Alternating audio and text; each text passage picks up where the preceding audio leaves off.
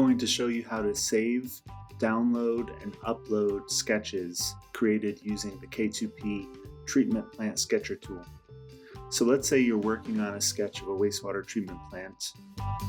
You input all the variables, you add a few unit processes, and you get to a point where you want to take a break and continue later. You can download the file and save it to your local hard drive or your desktop.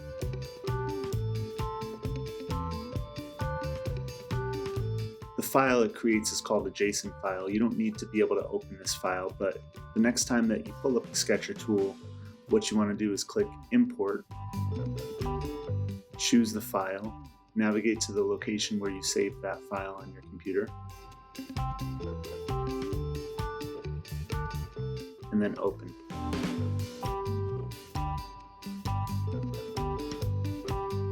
Now you can continue to edit your sketch, add new treatment processes, make new connections, etc.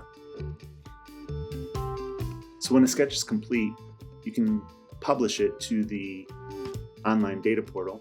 So here you would give your sketch a title, give it a description.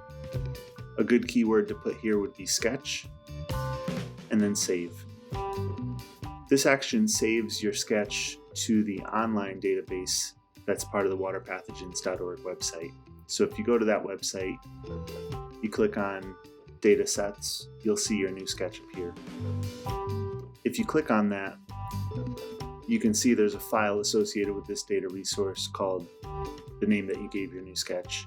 You click on that, the URL to that file. If you right-click on that and click Save Link As, it will also allow you to save that file in the JSON format.